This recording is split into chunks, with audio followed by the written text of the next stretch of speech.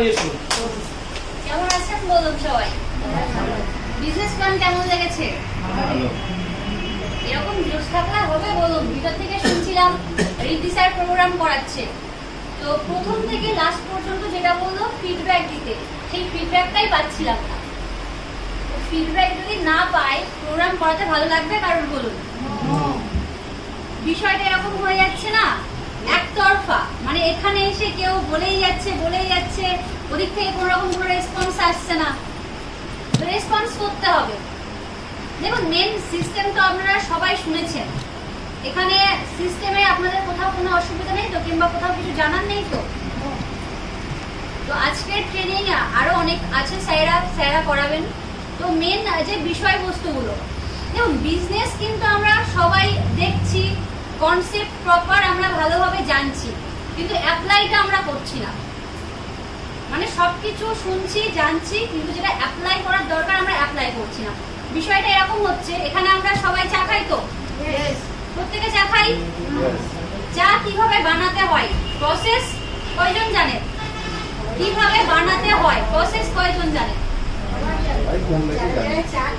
আচ্ছা, প্রসেসও কম বেশি সবাই জানে, কিন্তু যেরকম হয় না টেস্টি চা, একদম যেরকম রেস্টুরেন্টের মতন টেস্টি চা, এরকম এই চাটা বানাতে কয়জন জানে? মানে টেস্টি যে চাটা হয় সেই চাটা বানাতে কয়জন জানে? এবারে একজন, একটা হাত উঠছে, মানে একজন। চা সবাই খাচ্ছে, প্রসেস সবাই জানে, কিন্তু সুস্বাদু চা যেটা হয় সেটা বানাতে একজন জানে। এটা কেন হচ্ছে? আমাদের সিস্টেমটাও সেম সেরকমই হচ্ছে। বিজনেস প্ল্যান সবাই জানে, কনসেপ্ট পুরোপুরি ভাবে ক্লিয়ার, কিন্তু এই যে বিষয়টা প্রপার ভালোভাবে যে কাউকে প্ল্যানটা দেওয়া কিংবা প্রপার কাজ করা, সেই বিষয়টার হচ্ছে না।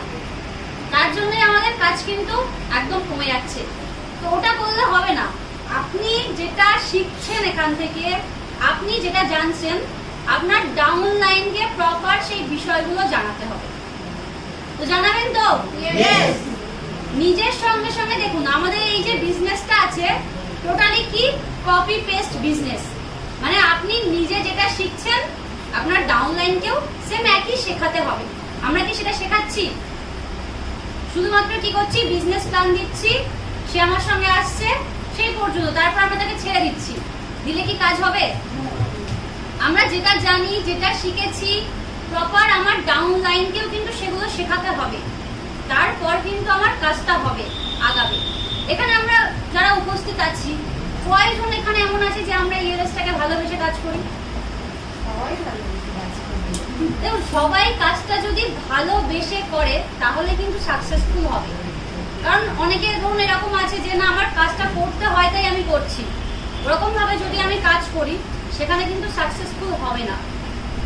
কারণ দেখা যাচ্ছে আপনি ধরুন ইএলএসে এমন একটা মোটিভ নিয়ে কাজ করছেন যে না, আমাকে টাকা ইনকাম করতে হবে, আপনি ধরুন টাকার পিছনে দৌড়াচ্ছেন, সেখানে কিন্তু সাকসেস হবে না।